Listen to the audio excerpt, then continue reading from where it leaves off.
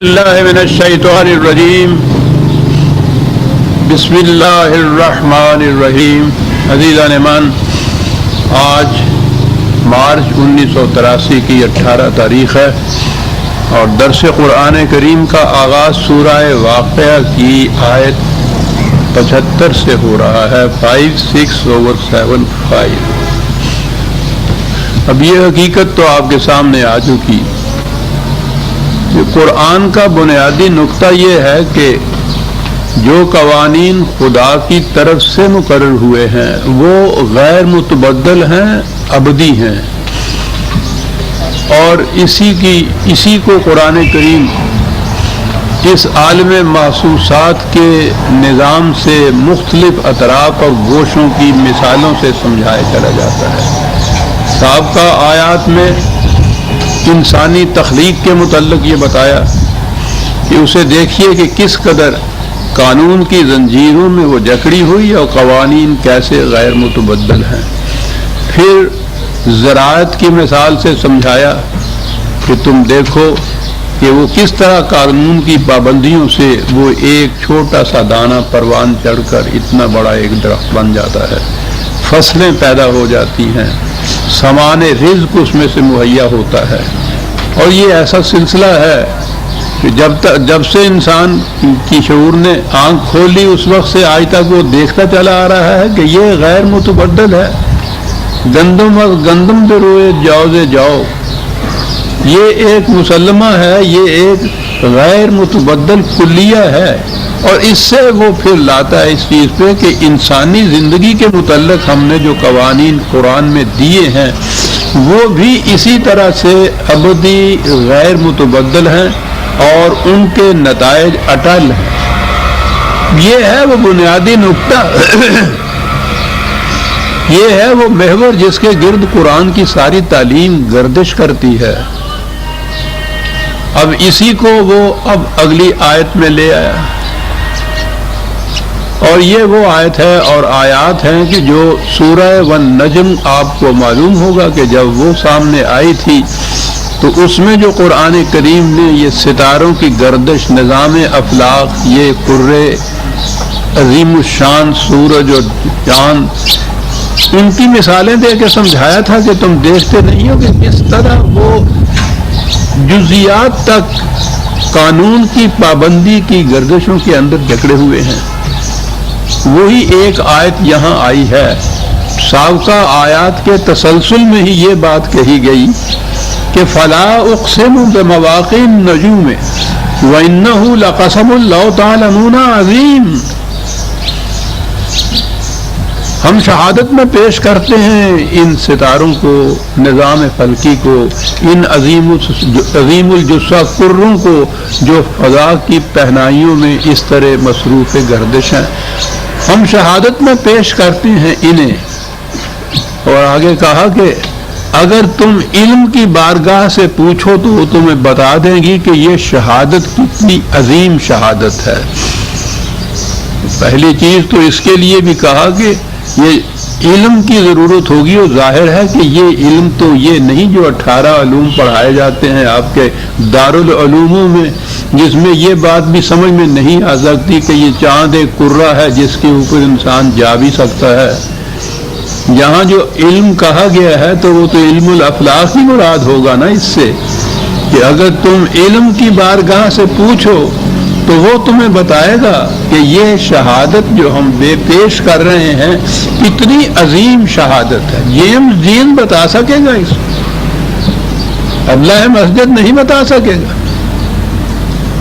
وہ تو ابھی تک یہ کہہ رہا ہے کہ یہ آسمان جو ہیں اوپر تلے یہ شیشے کے ڈال ہیں بڑے بڑے 8-9، اور ان کے اندر جواہرات جڑے ہوئے ہیں جنہیں تم ستارے کہتے ہو۔ وہ کیا بتائے گا کہ یہ شہادت جو قرآن نے پیش کی ہے کتنی عظیم ہے؟ یہ تو علم الافلاق والا جاننے والا ہی سمجھ سکے گا۔ اگر تم علم کی بارگاہ سے پوچھو تو وہ بتائے گا کہ یہ شہادت جو ہم نے پیش کی ہے کتنی عظیم شہادت ہے۔ کس بات کی شہادت ہے جو پیش کی گئی ہے؟ انہ لقرآن کریم۔ دعویٰ یہ ہے کہ یہ قرآن کریم، اس کی شہادت میں پیش کیے گئے ہیں نظام اخلاقی، اور کہا یہ گیا ہے کہ اس شہادت کی عظمت کو وہی جان سکے گا جو ان علوم سے واقف ہوگا۔ تو آپ غور فرمائیے کہ قرآن کا انداز کیا ہے بات سمجھانے کا۔ یہ ہے دعویٰ کہ انہ لقرآن کریم۔ اب یہ ستارے یا جن کی شہادت پیش کی گئی ہے، ایک چیز تو واضح ہے، کوئی انسان، کوئی انسانی ذریعہ ان میں کسی قسم کی تبدیلی نہیں پیدا کر سکتا۔ آپ کو سمجھنا پڑے گا کہ ان کی گردشیں کس طرح سے ہو رہی ہیں، ان کے نتائج کیا ہیں۔ یہ نہیں ہے کہ ان میں آپ کوئی تبدیلی پیدا کر سکیں، یہ ہو ہی نہیں سکتا۔ قرآن کے متعلق بھی یہ جب کہا کہ قرآن کریم، ایک تو کریم میں نے عرض کیا تھا کہ عربوں کے ہاں انتہائی صفات اگر کسی کی کوئی بیان کرنی ہو، یعنی جامع صفات کوئی شخص ہو، بلند ترین صفات کا حامل، تو اسے کریم کہتے ہیں۔ اس سے آگے لفظ ہی ان کے ہاں اور نہیں ہے، انتہا ہو جاتی ہے کسی کی صفات بیان کرنے کے لیے۔ تو قرآن بھی کریم، خدا بھی کریم، رسول بھی کریم۔ تو یہ شہادت میں پیش کر رہا ہوں اس بات کی کہ یہ قرآن کریم جو ہے فی کتاب مکنون ہے، یہ محفوظ کتاب ہے۔ ستاروں کی دنیا انسانی دسترس سے محفوظ ہے، ان میں کوئی اپنی مرضی سے تبدیلی نہیں کر سکتا۔ یہ قرآن بھی محفوظ بھی ہے، غیر متبدل بھی ہے، یعنی یہ منفرد ہے، منفردیت ہے اسلام کی یا قرآن کی کہ اس کی کتاب تمت کلمت ربک صدقا وعدلا لا تبدیل لکلمات اللہ، جو قوانین خدا نے دینے تھے انسانیت کے لیے وہ اس میں مکمل ہو گئے، پھر یہ غیر متبدل ہیں، ان میں کوئی تبدیلی نہیں ہو سکتی۔ دو صفتیں تو یہ بتا دی، اور تیسری صفت اِنَّا نَحْنُ نَزَّلْنَا الذِّكْرَ وَإِنَّا لَهُ لَحَافِظُونَ، ہم نے اسے نازل کیا ہے، ہم اس کی حفاظت کرنے والے ہیں۔ مکمل، غیر متبدل، محفوظ، ستاروں کی دنیا کی طرح۔ کیا بات ہے، اس سے بہتر تشریح نہیں دی جا سکتی۔ مکمل، ان قوانین کے اندر کوئی اضافہ نہیں ہو رہا ہے۔ پہلے دن سے انسان نے جو ان کے متعلق قوانین سمجھے ہیں ان کو دیکھتا چلا آ رہا ہے، تحقیق جتنی جی چاہے کرتا چلا جائے۔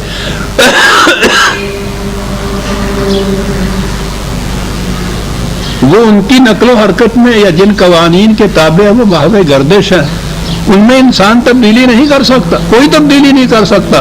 خدا نے بھی تبدیلی نہیں کی۔ تو پہلی چیز تو یہی ہے اس کے محفوظ ہونے کی کہ ان میں کوئی تبدیلی نہیں کر سکتا۔ قرآن کی بھی یہ صفت فی کتاب مکنون، محفوظ کتاب کے اندر ہے۔ دوسری جگہ اسی کو لوح محفوظ کہا ہے قرآن نے، یہاں کتاب مکنون کہا ہے۔ حوالہ اس کا لے لیجئے، بل ہوا قرآن مجید فی لوح محفوظ، لفظ محفوظ یا وہاں مکنون ہے، بات ایک ہی ہوتی ہے۔ لوح محفوظ، یہ ہے 85/21-22۔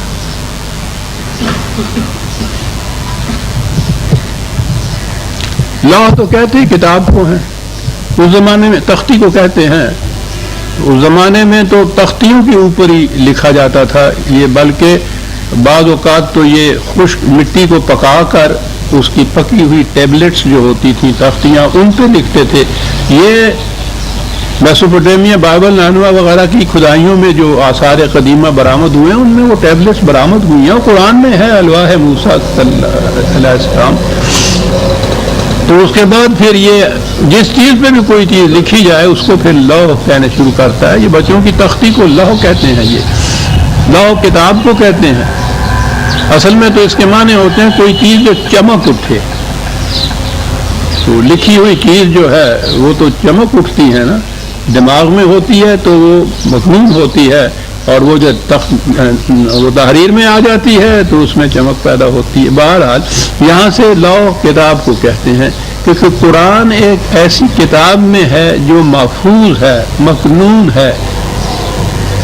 اب بات یاد آ گئی اس لوح محفوظ سے، ہمارے ہاں تو پھر جب وہ زیب داستان کے لیے وہ آتے ہیں تو پھر عجیب عجیب چیزیں آتی ہیں۔ لوح محفوظ کے متعلق بھی آپ کو معلوم ہوگا عجیب تصورات ہیں کہ یہ ایک آسمان پہ کوئی کہتا عرش کے قریب، کوئی چوتھے آسمان کے اوپر وہ ایک ہے تختی، بس اس کے متعلق پھر وہ میں نے بھی دیکھا تو میں نے سمجھا کہ آپ کو ان چیزوں میں شریک کرتا چلا جاؤں، محنت نہ کرنی پڑے۔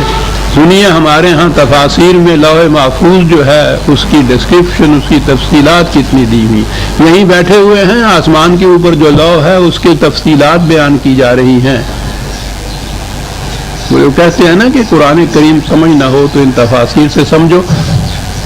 ان تفاسیر میں اس قسم کی باتیں ہوں تو کوئی بات نہیں، اپنے دور کی علمی سطح ہے اسی کے مطابق انسان سوچ سکتا ہے۔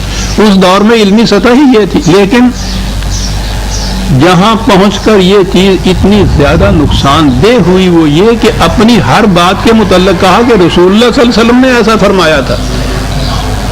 وہ ان کی اپنی انسانوں کے ذہن کی راشدہ تفاسیر یا جو بھی انہوں نے لکھا ہے کوئی بات نہیں، اور وہ منسوب ہو گئی حضور نبی اکرم صلی اللہ علیہ وسلم کی طرف۔ جو عالم الناس احکم الناس، علم انسانی کی انتہائی بلندیوں پر ان کی طرف جب یہ ہوا کہ آپ نے یہ فرمایا، تو اب دیکھیے کہ حضور کا مقام کیا رہ گیا ہے اہل علم کے نزدیک۔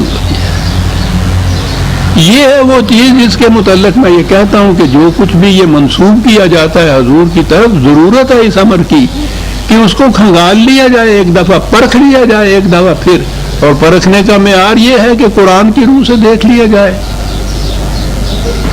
عقل عامہ کی روح سے دیکھ لیا جائے، انسانی تجربات کی روشنی میں دیکھ لیا جائے۔ ان کے مطابق اگر وہ بات اترتی ہے، پورے اترتی ہے، تو ہم کہیں گے کہ اس کی نسبت حضور کی طرف سے ہی ہے۔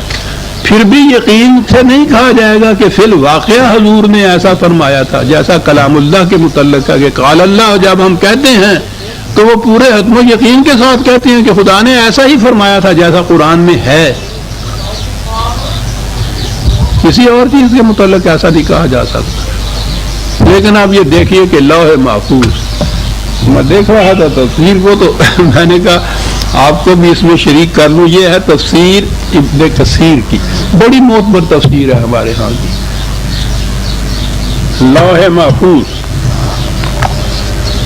یہ تو خود ہی اتنی بڑی لوح ہے۔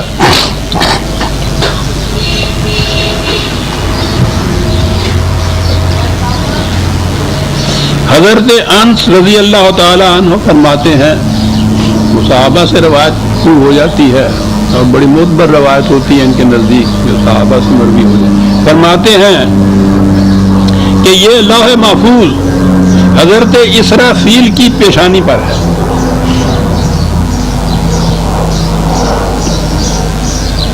عبد الرحمن بن سلمان فرماتے ہیں کہ دنیا میں جو کچھ ہوا، ہو رہا ہے اور ہوگا وہ سب لوح محفوظ میں موجود ہے، اور لوح محفوظ حضرت اسرافیل کی دونوں آنکھوں کے سامنے ہے، لیکن جب تک انہیں اجازت نہ ملے وہ اسے دیکھ نہیں سکتے۔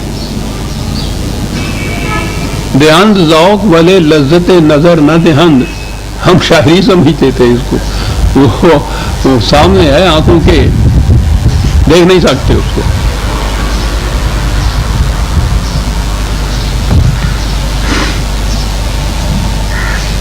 وہ حضرت ابن عباس رضی اللہ تعالیٰ عنہ فرماتے ہیں کہ یہ لوح سفید موتی کی ہے، اس کا طول آسمان اور زمین کے درمیان کے برابر ہے، اس کی چوڑائی مشرق و مغرب کے برابر ہے، اس کے دونوں کنارے موتی اور یاقوت کے ہیں، اس کے دونوں پٹھے سرخ یاقوت کے ہیں، اس کا قلم نور ہے، اس کا کلام عرش کے ساتھ وابستہ ہے، اس کی اصل فرشتے کی گود میں ہے۔ مقاتل فرماتے ہیں کہ یہ خدا کے عرش کے دائیں طرف ہے، عبرانی میں ہے رسول اللہ صلی اللہ علیہ وسلم فرماتے ہیں کہ اللہ تعالیٰ نے لوح محفوظ کو سفید موتی سے پیدا کیا، اس کے صفحے سرخ یاقوت کے ہیں، اس کا قلم نور کا ہے، اس کی کتابت نور ہے، ٹھیک ہے، اور آگے ہے کہ اللہ تعالیٰ ہر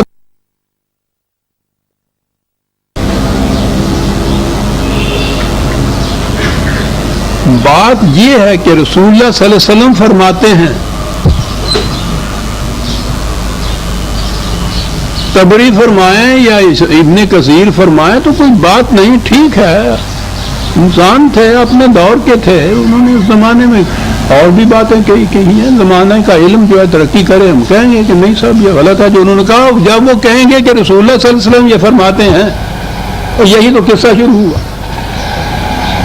اور جو ہی کہا کسی نے کہ صاحب حضور تو ایسا نہیں فرما سکے، منکر حدیث ہے، خارج از اسلام ہے، کافر ہے، مرتد ہے، حوالہ سلیم کر،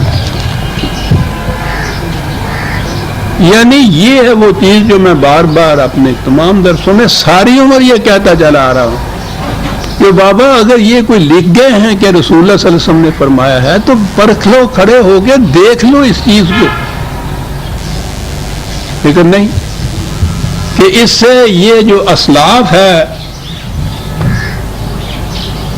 ان کی شان پر حرف آ جاتا ہے، یعنی رسول اللہ اسلاف کی شان پہ حرف نہ ہے، رسول اللہ صلی اللہ علیہ وسلم کی ذات پہ آتا ہے تو آتا رہے معاذ اللہ، اور رسول اللہ کے متعلق پھر یہ کہ یہ حضور نے وحی کے ذریعے سے کہا تھا تو پھر خدا بھی درمیان میں شامل ہوگا، وہ جو ہے وہ ہوتا رہے، طبری اور ابن کثیر کی شان میں کوئی فرق نہ، یہ ہے شخصیت پرستی جسے کہتے ہیں عزیزان مان،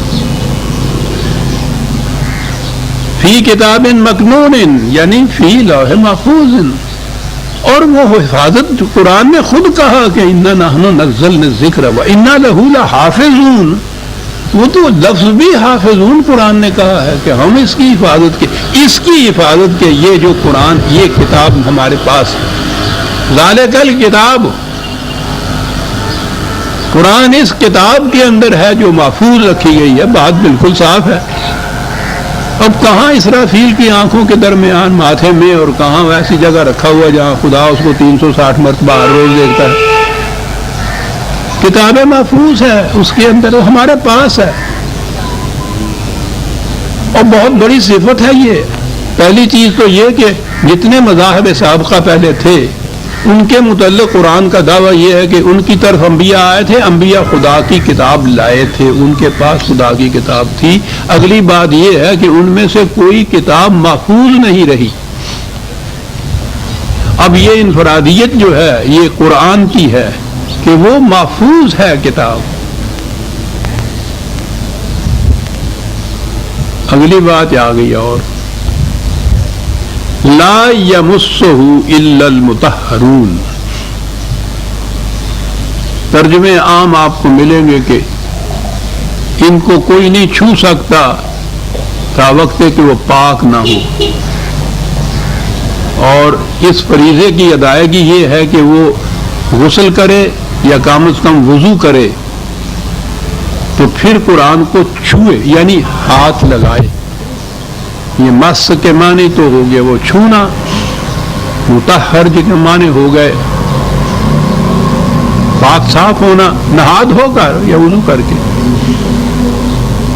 پہلی چیز تو یہ ہے کہ یہ ٹھیک ہے کہ جو چیز بھی آپ کے نزدیک باعظمت ہے اس کی عظمت کا اظہار کسی نہ کسی محسوس شکل میں ہوتا ہے۔ آپ جب کسی کو سلام کہتے ہیں تو اس کے ساتھ ہاتھ اٹھتا ہے ماتھے کی طرف، تحریم و تکریم میں تھوڑا سا سر جھکتا ہے۔ آپ ہاں کہتے ہیں تو غیر شعوری طور پر آپ ہاں کہتے ہیں، جب آپ نہ کہتے ہیں تو بالکل یک لفظ خود بخود سر یوں ہو جاتا ہے۔ یہ آپ کے دل کے جذبات بلکہ خیالات تک جو ہے اس کا اظہار غیر شعوری طور پر بھی آپ کے محسوس اجزاء کی اعضاء کی نقل و حرکت سے بھی ہو جاتا ہے۔ اسی طرح سے یہ میں سمجھتا ہوں کہ قرآن کی عظمت کی یہ کیفیت ہے کہ یہ نہیں ہے کہ گندے اور غلیظ ہاتھوں سے ناپاک طریق کے اوپر بھی ہو تو قرآن کو اس طرح سے پکڑ لے. ٹھیک ہے، یہ بھی ایک چیز ہے، لیکن اتنی سی بات ہی نہیں ہے کہ یہ کیا آپ نے اور قرآن کا یہ جو حکم ہے اس کی تعمیل ہو گئی. وہ حکم تو کچھ اور دیتا ہے اس کے ساتھ.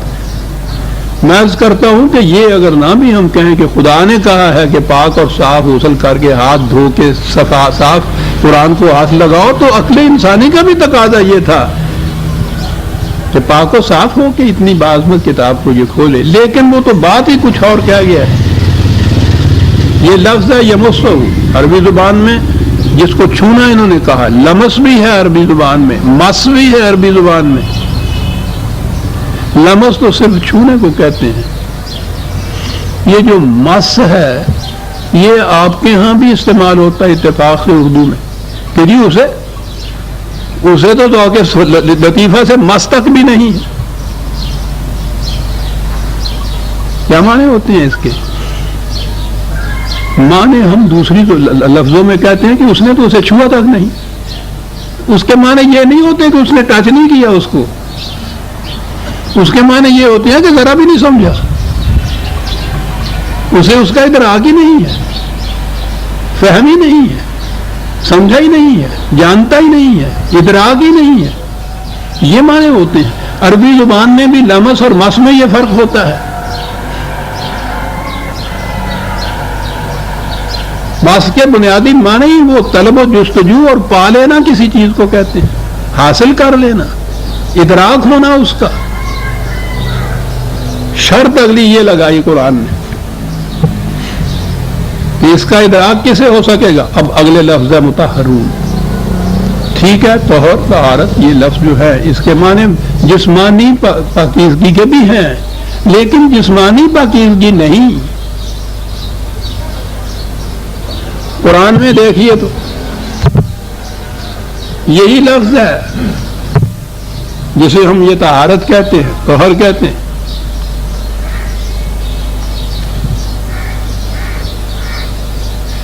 5/41 میں یہ اولئک الذین لم یرد اللہ ان یطہر قلوبہم. ذکر آ رہا ہے ان کا جو قرآن کو پڑھتے، وہ تو عرب تھے، عربی زبان میں قرآن تھا، اس کو پڑھتے تھے. کہنے لگے کہ نہیں، ان کی سمجھ میں نہیں آتا، یہ نہیں مانتے، اس لیے کہ ان کا قلب جو ہے وہ مطہر نہیں ہے. وہی لفظ ہے قلب کا پاکیزہ ہونا. اب پاکیزہ بھی نہیں ہم لفظ استعمال کرنا چاہیے، معنی پھر وہیں چلے جائیں گے. اب قلب کی پاکیزگی جو ہے اس کے لیے کیا کیا جائے. انہوں نے تو جو بنا لی نا اپنے ہاں کی افسانے کہ نبی اکرم صلی اللہ علیہ وسلم کا پھر وہ معراج کی شب جبریل نے آ کے سینہ چاک کیا تھا، پھر اندر سے دل نکالا تھا، پھر زمزم کے پانی سے اس کو دھویا تھا، پھر اس کو پاک صاف کر کے پھر اندر آ کے تو ٹانکے لگائے تھے. اب وہ تو وہ قلب کا صاف کرنا ہو گیا، وہ تو وہ ہو گیا. اب اور کس کا قلب اس طرح سے صاف ہوگا؟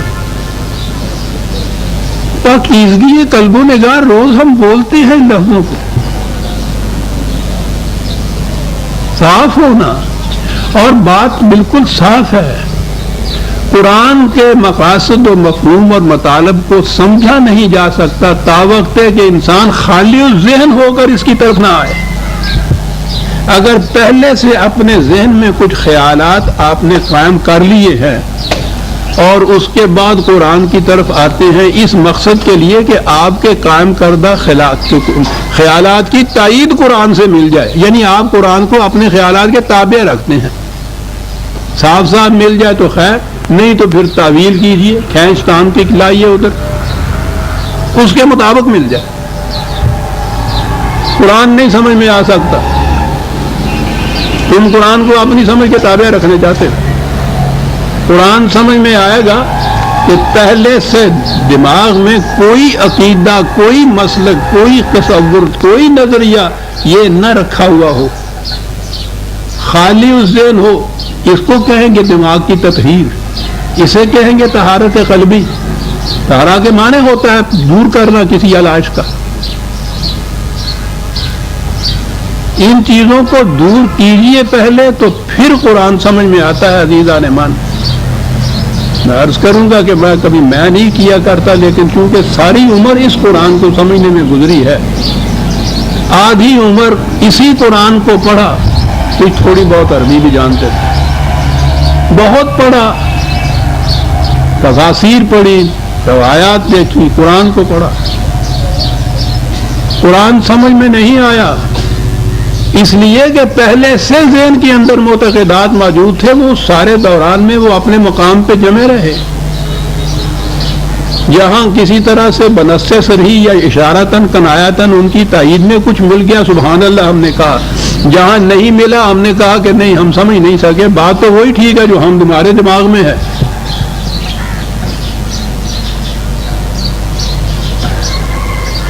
آدھی عمر قریباً یا تہائی عمر، آج عمر تو بڑھ گئی ہے، اسی میں صرف ہو گئی اور اسی مقام پہ رہے جو اعتقادات پہلے ذہن میں تھے۔ اپنی واردات بتا رہا ہوں، اور جب یہ بات سمجھ میں آئی کہ قرآن سمجھا اس صورت میں جائے گا، لا الہ پہلی ضرورت ہے صاحب اس کے بغیر، لا الہ کے بغیر الا اللہ تک پہنچ ہی نہیں سکتا۔ وہ تو کیا پوچھتے ہو خدا تعالیٰ کی یہ کیا کر گیا، وہ دو فکروں میں، دو لفظوں کے اندر بات ساری کہہ گیا ہے۔ لا الہ ہے تطہیر قلب و دماغ، ہر قسم کا الہ دماغ سے الگ ہو جانا چاہیے، یوں خالی الذہن ہو کر قرآن کی طرف آئیے اور پھر دیکھیے کہ کس طرح الا اللہ سامنے نہیں آتا۔ لیکن جہاں صورت یہ ہو کہ کوئی شے قرآن کی جو ہے آپ کے کسی پہلے سے قائم کردہ عقیدے، کسی بزرگ یا اسلاف میں کسی کے قول، وہ بھی تو ہمارے ہاں یہ درجہ لیے ہوئے ہیں نا، اس کے خلاف ہوا اور آپ کانپ اٹھے کہ ہیں اس کے خلاف یہ بات، نہیں نہیں نہیں نہیں، میں سمجھا نہیں ہوں۔ بہرحال قرآن یہ نہیں کہہ سکتا، یعنی جو انہوں نے فرمایا ہوا حضور نے اس کے خلاف نہیں کہہ سکتا۔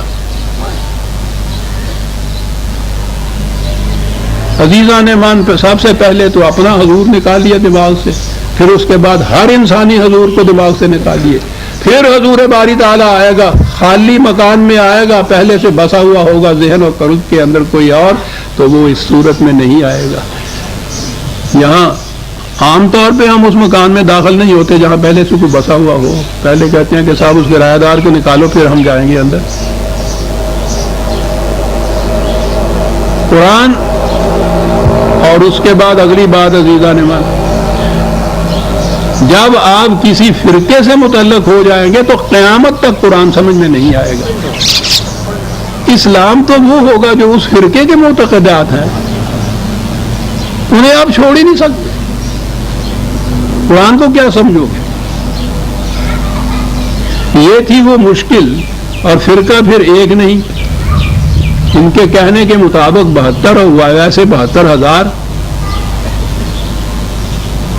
تو قرآن کس طرح سمجھ میں آئے؟ یہ دشواری تھی جس کے متحد کہا کہ قرآن صرف تلاوت کے لیے ہے، اس سے ثواب ہوتا ہے، کچھ اپنے پاس رکھ لیا کرو اور کچھ پارسل کر کے مردوں کو پہنچا دیا کرو، بس اس کا مصرف یہ رہ گیا، بس وہاں تو یہ ہوا۔ باقی رہا قرآن سے اسلام متعین کرنا، عقائد متعین کرنا، زندگی کے مقاصد متعین کرنا، یہ سارا کچھ جو ہے وہ روایات نے، فقہ نے، تفاسیر نے وہ کر دیا، وہ تمہارے فرقے نے کر دیا ہے تمہارے لیے، یوں کہیے نا۔ اب اسی فرقے بندی کے کو ساتھ رکھتے ہوئے قرآن کی طرف آئیے تو معاف فرمائیے، میں کسی خاص فرقے کے خلاف یا کوئی تنقید نہیں کر رہا، ذہن میں رکھ کے آئیے تو اسی قرآن سے، میں چھوٹی سی مثال دیتا ہوں، اسی قرآن سے وضو میں پانی کے پاؤں دھونے کا بھی آپ کو مل جائے گا، اگر آپ اس طرح سے سننی ہے، پاؤں پہ مسح کرنے کا بھی مل جائے گا اگر آپ دوسرے فرقے سے متعلق ہیں۔ اور قرآن کہتا ہے کہ اس کے من جانب اللہ ہونے کی دلیل یہ ہے کہ اس میں متضاد بات نہیں ہے، چھوٹی سی بات ہے، یہ محسوس سی بات ہے کہ پاؤں دھویا جائے یا مسح کیا جائے، دونوں کو قرآن سے یہ مل رہا، کوئی عقیدے کا تضاد نہیں ہے کہ اس میں آپ یہ کہیں کہ نہیں صاحب کچھ یوں تعویل سی کر لیجیے، محسوس چیز ہے، دھونا یا مسح کرنا، چھونا، دونوں کو مل جائے گا۔ یہ کوئی فرقہ بھی یہ نہیں دعویٰ کرتا کہ میں قرآن کے خلاف عقائد رکھتا ہوں. تو قرآن سے باہر کم از کم 72 قسم کے عقائد مل جاتے ہیں نا پھر ان کو. یہ کیوں مل جاتے ہیں؟ پہلے سے اپنے عقائد و نظریات کو ذہن میں محکم طور پر رکھ کے پھر قرآن کی طرف آتے ہیں. پھر وہ جس طرح سے ملتے ہیں ہم سے پوچھیے جنہوں نے یہ پڑھا ہے کہ یہ کیسے کیسے پھر قرآن کو اپنے ان تصورات کے تابع کیسے لاتے ہیں. ان کے تابع لاتے ہیں قرآن کو.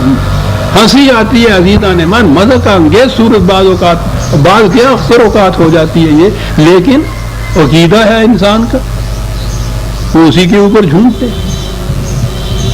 قطعاً نہیں سمجھ میں آ سکے گا. عزیزان من یہ سن رکھیے، نہ قرآن سمجھ میں آئے گا، نہ آپ کے ہاں کوئی اسلامی نظام قائم ہوگا جب تک آپ قرآن کی طرف ان تمام تصورات کو الگ کر کے نہیں آئیں گے.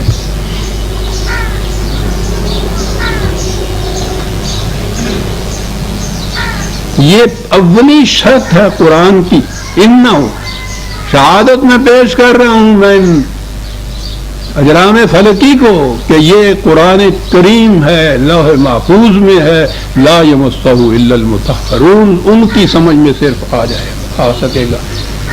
اقبال کے الفاظ میں کہ کھویا گیا جو مطلب ہفتاد و دو ملت میں.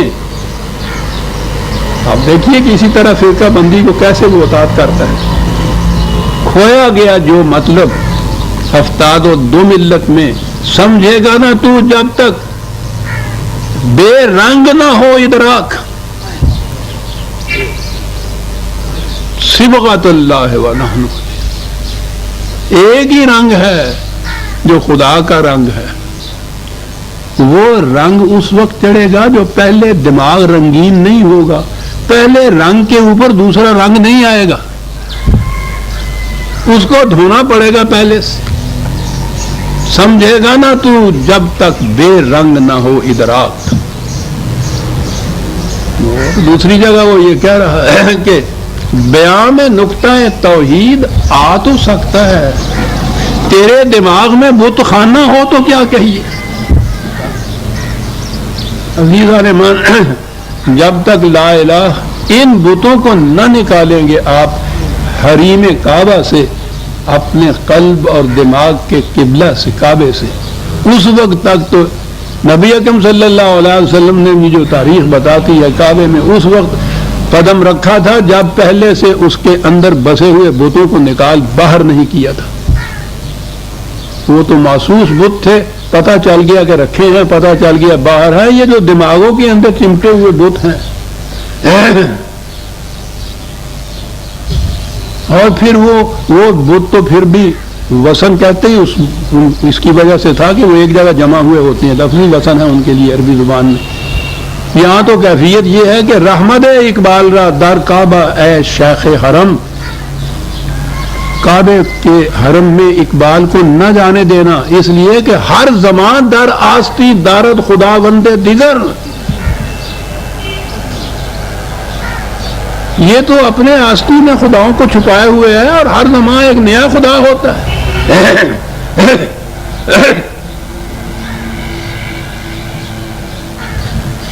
می تراشد فکر ما ہر دم خدا بندے دیگر.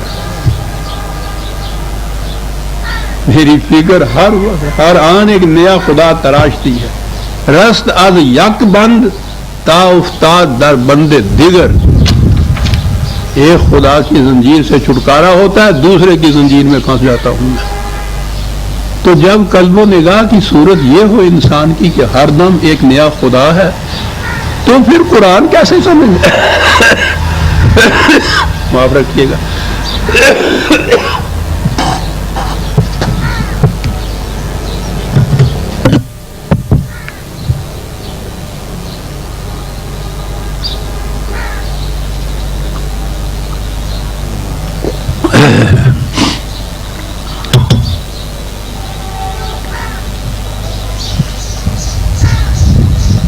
کہتے ہیں نا یہ حضرات کہ جی دین بڑا آسان ہے. کیسے؟ لا یمسہ الا المطہرون. بات تو یہ ہے، آپ اندازہ لگائیے یہ کوئی آسان بات ہے.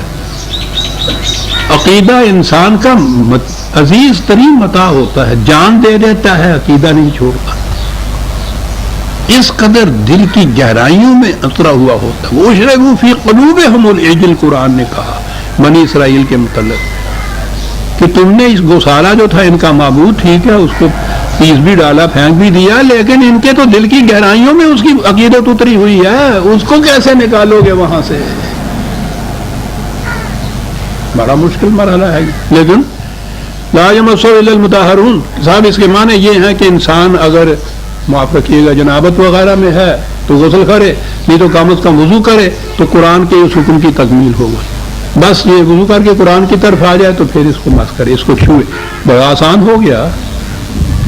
اپنے عقائد، اپنے نظریات، اپنے مسالک اپنی جگہ پہ قائم رکھو، وضو کر کے قرآن کو چھو لو، اس کو پڑھ لیجئے، خدا کے حکم کی تکمیل ہو گئی جناب۔ پھر سمجھے کیا 72 قسم کا قرآن سمجھے نا۔ پھر عملاً یہ بتایا نا دنیا کو کہ اس میں اتنا تضاد ہے۔ دعویٰ من جانب اللہ ہونے کا یہ ہے قرآن کا کہ یہ اگر یہ خدا کے سوا کسی اور کی طرف ہوتا لوجدوا فیہ اختلافا کثیرا،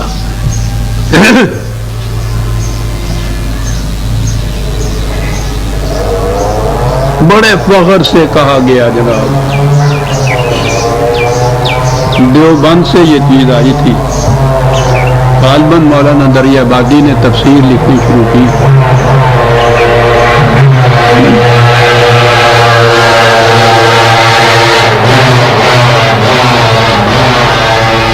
خوب سے دارالعلوم دیوبند کے تذکرہ میں یہ چیز جو تبصرہ آیا اس میں یہ تھا کہ اس وقت تک قرآن کی جو تفسیریں عام طور پر یا ترجمے بھی کیے گئے تھے وہ عام طور پر شافعی نقطہ نگاہ سے، مالکی نقطہ نگاہ سے کیے گئے تھے۔ ہم پڑھنے پہ مجبور تھے، کیا کرتے، پڑھا جاتا۔ للہ الحمد کہ اب ایک خالص حنفی نقطہ نگاہ سے قرآن کا ترجمہ آ گیا، قرآن کا حنفی ترجمہ۔ چلے ہیں قرآن سمجھنے، بڑے خوش تھے۔ قرآن نے یہ کہا ہے نا کہ جب ان کے سامنے خدائے واحد کا ذکر کرو تو ان کے سینے پہ سانپ لوٹنے لگ جاتا ہے، اور جب اس کے سوا کسی اور کا کرو ہم یستبشرون، باتیں کھل جاتی ہیں۔ سبحان اللہ، حنفی ترجمہ جناب، جی جشن منا رہے ہیں، حنفی ترجمہ، شافعی ترجمہ، قرآن سمجھنے جا رہے ہیں۔ وہ قرآن تو یہ کہتا جی باوضو ہے ہم، وہ تو حکم ہوگی نہیں، تعمیل۔ لا یمسہ الا المطہرون، نہیں عزیزان من، عشق کا تقاضا با سایہ ترا نمی پسندم، عشقس تو ہزار بدگمانی، توحید یہ میں تو تیرے ساتھ تیرا سایہ بھی نہیں دیکھنا چاہتا، عشق کی بدگمانیوں کو تم کیا جانو۔ توحید خالص والا تو اس کے ساتھ اس کے سایہ کو بھی پسند نہیں۔ لا یمسہ الا المطہرون۔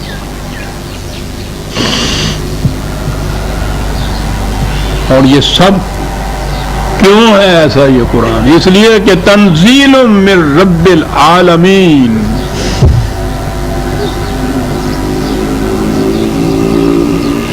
اس رب کی طرف سے ہے جو کسی فرقے کا، کسی گروہ کا، کسی قوم کا، کسی نسل کا رب نہیں ہے، عالمین کا رب ہے۔ عالمین کا جو رب ہے اس کی دی ہوئی کتاب کے اندر تفرقے کے کیا معنی صاحب، کہ وہ حنفی کا ہو اور وہ شافعی کا ہو، وہ تو عالمین کے لیے ہے۔ قرآن جو ہے تنزیل رفتہ رفتہ نازل ہوا بتدریج آیا ہوا صاحب، اور پھر جمع ہو گیا ایک۔ یہ ہے قرآن۔ فلا اقسم بما هو واقع النجم، میں ستاروں کی گردشوں کو شہادت میں پیش کرتا ہوں کہ یہ ہے قرآن۔ تنزیل من رب العالمین، اور آگے بات یہ سب کچھ کہہ کے قرآن کے متعلق کہا کہ افا بہذل حدیث انتم مدہنون، اور کہا اس قسم کی کتاب سے تمہاری کیفیت یہ ہے۔ لفظ کیا بات یہاں آئی ہے صاحب، مدہنون، دہنیت کہتے ہیں یہ جو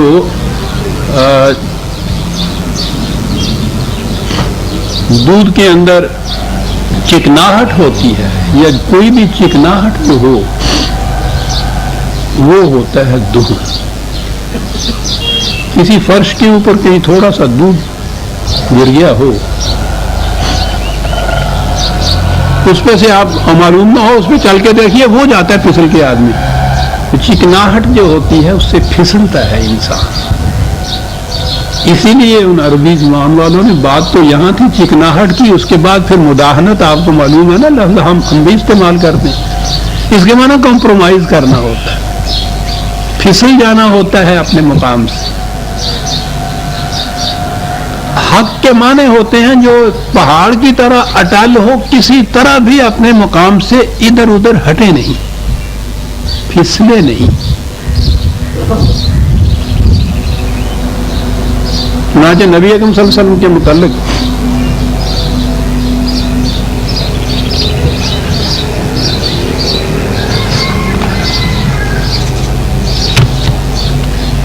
بتایا ہے کہ یہ جو مخالفین سے ان کے ساتھ اس قدر جھگڑے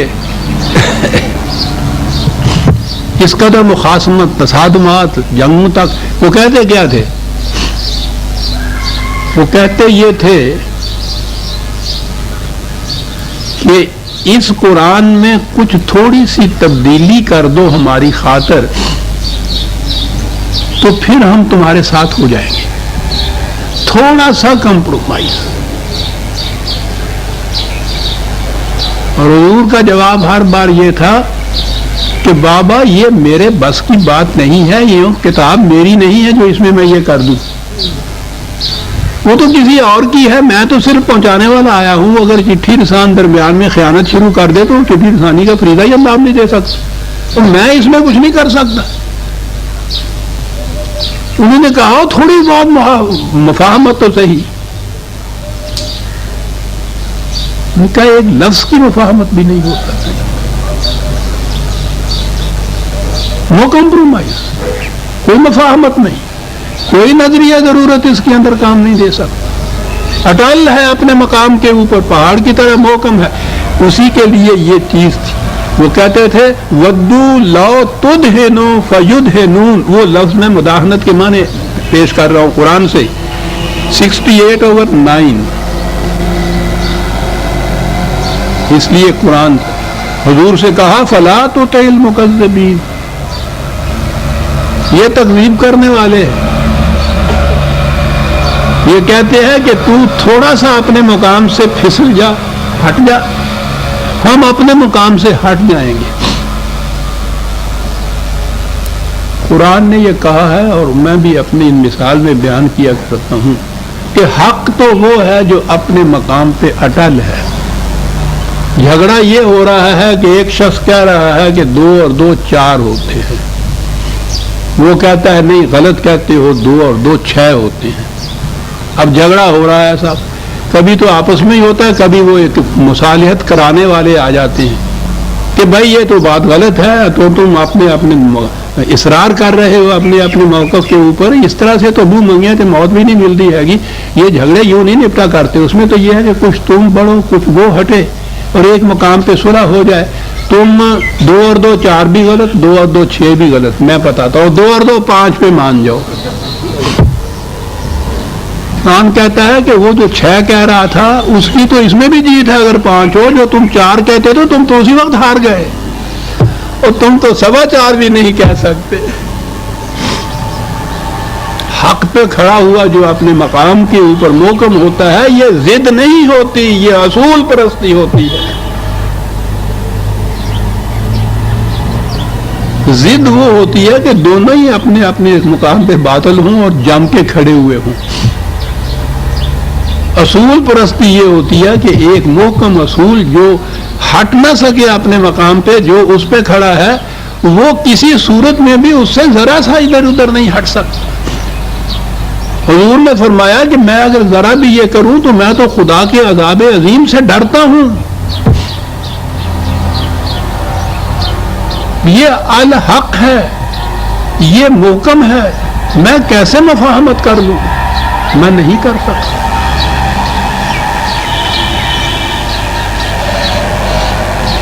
یہ جو شرکت ہے، ہاں پھر اقبال آ گیا کہ باطل دوئی پرست ہے، حق لا شریک ہے، شرکت میں آنا ہے حق و باطل نہ کر قبول.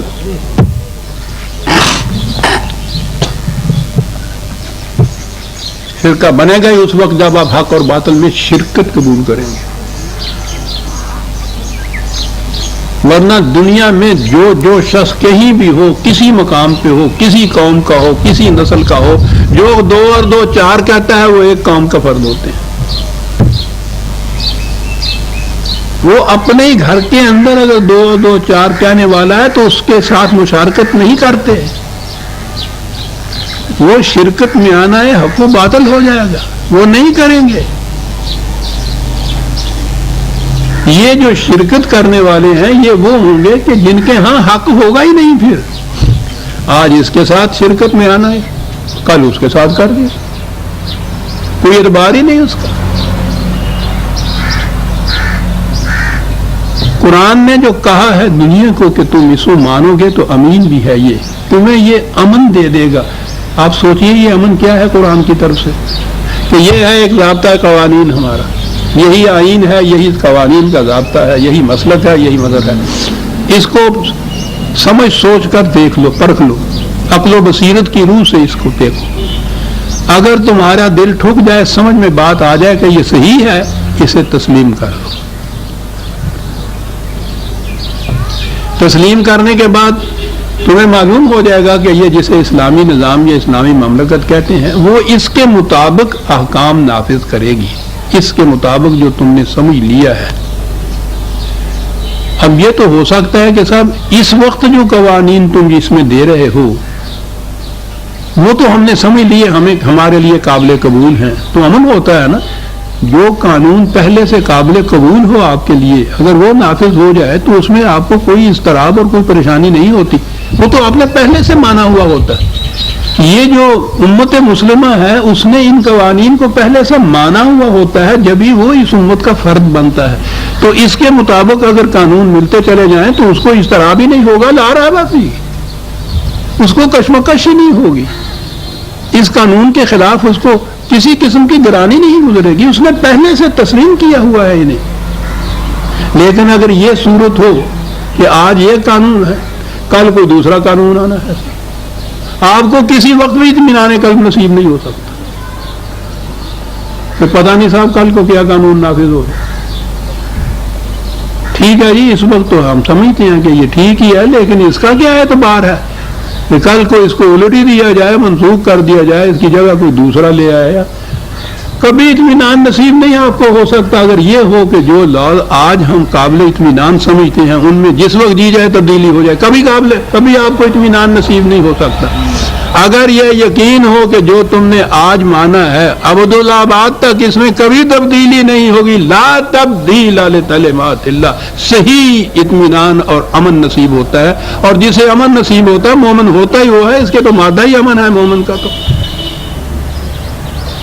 جب بھی اطمینان اور گیا آپ کے دل سے، مومن ہونا ختم ہو گیا، کیونکہ امن نہیں رہا. اور امن کی یہی صورت ہے کہ وہ اٹل اپنے مقام پہ ہو، لا تبدیل، کہ نہیں کبھی نہیں بدلا جائے گا. عزیزان مان، قرآن نے تو اس امن کی یا خدا نے تو اس امن کی گارنٹی اس حد تک دی کہ یہ تو ہو سکتا تھا کوئی کہہ دے کہ ہاں صاحب اس کے بعد کوئی انسان اس میں تبدیلی نہیں کر سکتا. یہ تو ہو سکتا ہے نا کہ خدا ہی کوئی تبدیلی کر دے، بعد اس کے کوئی رسول ایسا پھر آ جائے جو اس میں تبدیلی کرے. خدا نے کہا کہ ہم نے نبوت کو ختم کر دیا، بابا نہ کوئی رسول آئے گا نہ تبدیلی ہوگی اس کے اندر. وہ اتنا بڑا امن قیامت تک کے لیے دے دیا. اللہ اکبر، اللہ اکبر، اللہ اکبر. کتاب دے دی مکمل غیر متبدل، گارنٹی دے دی کہ ہم نہیں کریں گے. یہاں تک کہہ دیا کہ بھروسہ رکھو، کوئی آنے والا آ کے بھی یہ نہیں تم سے کہے گا کہ یہ تبدیل ہو گیا ہے. کیوں ہوا نہیں اطمینان نصیب؟ نہ آپ کو ہوئے نا مومن آپ. امن ہوا نا آپ کو نصیب. اس لیے افا بحاظل حدیث ہم تم وہ اس قسم کی کتاب کے متعلق تم کہتے ہو کہ کمپرومائز یا مفاہمت کر لی جائے, یہاں سے کہتے ہو کہ تھوڑا سا پھسل جائے. عزیزان ایمان ذرا توجہ سے سنیے گا اگر لفظ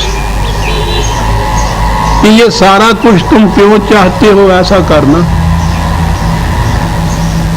کیوں اس کا مطالبہ کرتے ہو, کیوں یہ روش اختیار کرتے ہو, کاہے کے لیے یہ کرتے ہو. وَتَجْعَلُونَ رِزْقَكُمْ روٹی کمانے کا ذریعہ بنا لیا ہوا تم نے.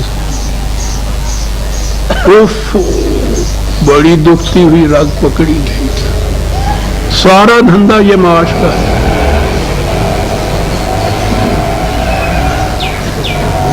یہ جو تم اپنے فرقے کے ساتھ چمٹے ہوئے ہو ہے کیا بات جناب. اس محلے کے اندر ایک مسجد, اس مسجد کے اندر فلاں حنفی قسم کے امام وہ امامت کرا رہے ہیں سر. دوسرے عقیدے کا کوئی آ گیا ہی نہیں کہ ہاں کا بریلوی حنفی جو آ گیا, اب اس مسجد کے اندر تو وہ بیٹھا ہوا ہے, اس کی قسم کی نماز پڑھائی جا رہی ہے. یہ کیا کرے. تعلیم یہ دی جاتی ہے 9-10 سال عزیزان ایمان ان طالب علموں کے ان دارالعلوموں کے اندر بس ہو جاتے ہیں. 9-10 سال.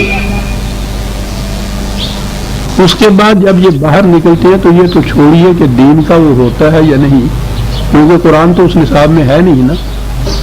ایک وقت کی روٹی کمانے کا بھی ڈھنگ نہیں آتا کسی کو. یہ کوئی طنز و مذاق کی بات نہیں میں کہہ رہا, زندگی کی ایک عملی حقیقت ہے.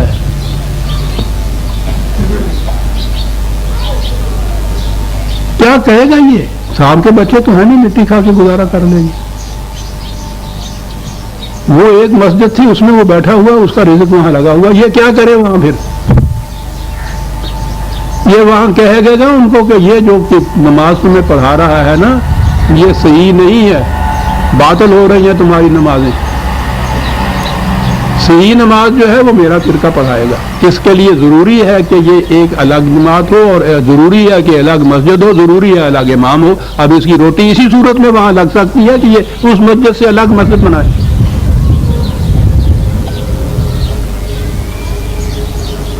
آپ نے کبھی غور کیا کہ جب پاکستان بنا ہے تو اس خطے کے اندر اتنا ہی جو اب پاکستان ہے اس میں کتنی مساجد, کتنے دارالعلوم, کتنے مکاتب تھے, ذرا گن کے دیکھو تو. اور آج ذرا دیکھو تو صحیح گن رہنے کے اتنے گھر نہیں جتنے یہ مسجد مکتب بن گئے. کیوں؟ ہر سال کم از کم انہی کی گنتی کے مطابق 9-10 ہزار نکلتا ہے طالب علم اس میں سے.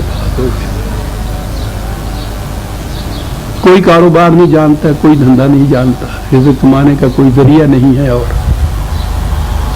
یہی ایک ذریعہ ہے. تشکیل پاکستان کے بعد میں نے یہ پہلی بات کہی تھی کہ جتنے ہم لوگ وہاں سے پناہ گزین جن کو کہا کرتے تھے وہاں سے یورش کر کے ادھر آئے ہیں, ہجوم کر کے جو آئے ہیں, یہاں ایسے ایسے وسائل موجود ہیں کہ ان کو دے دیے جائیں گے تو کچھ دقتیں تو ہوگی, لیکن تھوڑے سے وقت کے بعد یہ محنت مشقت کر کے اپنی اپنی جگہ یہ پاؤں ٹکا لیں گے, ان کی روٹی کا انتظام ہو جائے گا. میں نے کہا تھا ایک گروہ ایسا ہے جس کے لیے یہ ممکن نہیں, اور وہ ہے یہ علماء حضرات کا گروہ. یہاں جو آئے ہیں تو جتنی مساجد ہیں ان میں تو پہلے سے موجود ہیں ائمہ خطیب, وہ تو آپ کسی کو دے نہیں سکتے. ہندوؤں کے, سکھوں کے, عیسائیوں کے جو پرستش گاہیں ہیں, مندر ہیں, گرجے ہیں, وہ الاٹ کر نہیں سکتے. یہ کہاں جائیں گے, یہ کیا کریں گے؟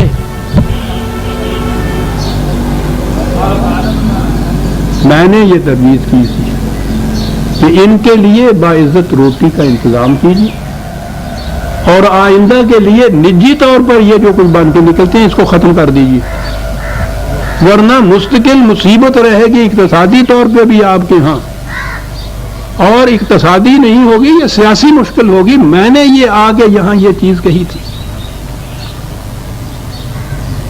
کون سنتا ہے؟ آج اندازہ لگا لیجئے سب سے بڑی پرابلم یہ ہے آپ کے ہاں.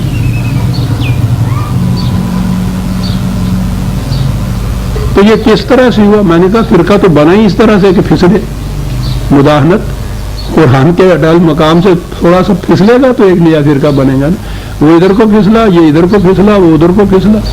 مدینون وَتَجْعَلُونَ رِزْقَكُمْ،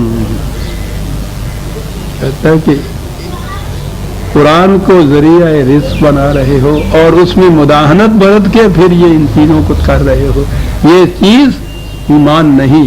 انکم تکذبون، زبان سے مان رہے ہو، عملاً جھٹلا رہے ہو قرآن کو۔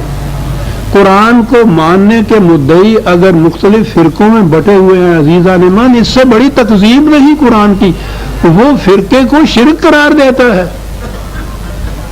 آپ کہتے ہیں کہ یہ ہر فرقہ قرآن کے مطابق ہے، اس سے بڑی تکذیب اور کیا ہو سکتی ہے؟ قرآن اس کو بھی تائید کرتا ہے، اس کی بھی تائید کرتا ہے، اس کو بھی دلال دیتا ہے، اس کو بھی دلال دیتا ہے، نچا رہا ہے ان کو، تو کہنے لگے یہ قرآن ہے۔ کہا قرآن کی تکذیب ہے یہ جو تم کر رہے ہو، ستاروں کی دنیا میں یہ تکذیب نہیں تم پاؤ گے۔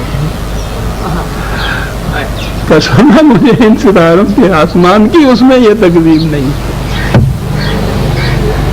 اس لیے کہ وہاں مداہنت نہیں ہے، وہاں فرقے نہیں ہیں، انہوں نے اس کو ذریعہ معاش نہیں بنانا۔ انتم تکذبون، آیتیں تو چاندی ہیں لیکن نہیں، بہرحال وقت ہو گیا۔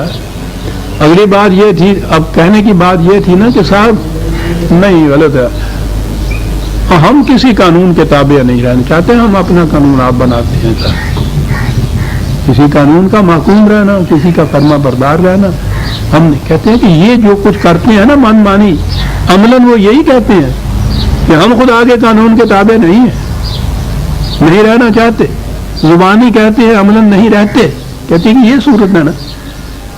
کہتا آؤ جو تم یہ دعویٰ کر رہے ہو کہ ہم کسی خدا کے قانون کے تابع نہیں رہ رہے، ہم نہیں مانتے، کہا ذرا آؤ ہم تمہیں بتائیں کہ مانتے ہو کہ نہیں مانتے۔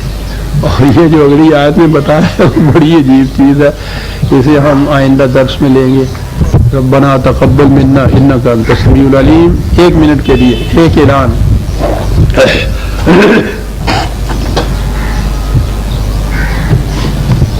کوئی کام بھی آپ نے کرنا ہو اس کے لیے پہلی چیز ہوتی ہے اس کام کرنے کا عزم۔ ارادہ جب محکم ہوتا ہے تو اس کو عزم کہتے ہیں۔ یہ عزم ہی تھا جس کے لیے لفظ ریزولوشن انہوں نے اعلان کیا تھا، ریزولوڈ، عزم کیا اس بات کا، ڈیٹرمنڈ، یہ تھی چیز۔ ترجمہ اس کا ہم نے قرارداد کر لیا، یہ ترجمہ صحیح نہیں ہے، وہ اس لیے کہ ہمارے ہاں تو اب ریزولوشن قراردادیں ہوتی ہیں، ورنہ یہ اصل میں یہ جو صحیح معنی تھے اس کے ریزولو کے، ریزولوشن کے، اس کے معنی تھا عزم۔ عزم کرنا جو ہے کسی بات کا، یہ ہے بنیاد اس چیز کی جو آپ نے حاصل کرنی ہے۔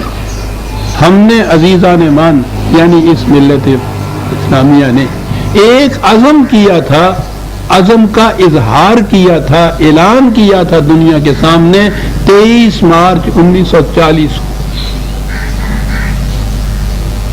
زندہ قوم اگر کوئی ہوتی تو اس کے نزدیک یہ دن، جس دن اس قوم نے کوئی عزم کیا تھا یا اس کا اظہار کیا تھا، ہمیشہ کے لیے یادگار ہوتی، اور اس کے شایان شان اس یادگار کو تازہ رکھا جاتا۔ یہ جو کہتے ہیں نا منایا جاتا، یہ منانے والی بات جو ہے یہ نہیں، منانا نہیں ہے، اس کی یاد کو تازہ رکھنا ہے تاکہ معلوم ہو جائے کہ تم نے یہ عزم کیا تھا۔ مدہنون، وہاں سے پھسل رہے ہو، بات آ گئی قرآن کی، یہ عزم محکم تم نے کیا تھا، ہم نے ایک عزم کیا تھا 23 مارچ 1940 کو، اور بات ہے کہ بہرحال جہاں وہ عزم ہوا، جنہوں نے عزم کیا، جو اجتماع تھا، یہ میری شنید نہیں ہے، آنکھوں دیکھی بات ہے، میں تو ساتھ تھا، وہاں موجود تھا، ساتھ آیا تھا قائد اعظم کے دلی سے یہاں، تو میں بہرحال کچھ بھی اور نہ کر سکوں۔ یہ جو اس قسم کے یادگار دن ہیں ان پہ ایک خصوصی خطاب، ایک خصوصی درس دیا کرتا ہوں۔ 23 مارچ آئندہ آنے والی وہ تو غالباً دن اس کا بدھ پڑتا ہے، ہمارا درس جمعے کو ہوتا ہے، تو اگلا جمعہ 25 کا جو ہے اس جمعے میں معاف رکھیے خصوصی درس جو ہے میرا وہ اس تقریب کی یاد کو تازہ کرنے کے لیے ہے۔ ایک عنوان بھی اس کے لیے میں رکھا کرتا ہوں، عنوان یہ ہے کہ جو ہو ذوق یقین پیدا تو کٹ جاتی ہیں زنجیریں۔ ذوق یقین کو ہی عزم کہتے ہیں عزیزان مان۔ تو 25 مارچ کو جو درس ہوگا وہی 9 بجے اسی جگہ وہ خصوصی درس ہوگا، عنوان یہ ہوگا، اور میں وہ تقریب جس میں اس عزم راست کا اظہار کیا گیا تھا اس کے چشمدیدہ احوال و قوائف آپ کے سامنے پیش کروں گا، اور پھر یہ آپ پہ چھوڑ دوں گا کہ وہ جو عزم کیا تھا اس کے بعد ہم کہاں تک اس عزم کے اوپر ابھی تک قائم ہیں۔ تو اگلا درس جو ہے وہ اس پہ ہوگا۔ ان احباب نے اصل معمول یہ کارڈ چھپوا رکھے ہیں، اعلان ہے اس میں اس درس کا، آپ کو تو معلوم ہو گیا، یہ کارڈ باہر سے لے لیجئے گا، اپنے حلقے میں ایسے دوست جو اس سے دلچسپی رکھتے ہوں اس اعلان کو ان تک پہنچا دیجیے گا تاکہ اس کی نشر و اشاعت ذرا دور دور تک ہو جائے۔ شکریہ آپ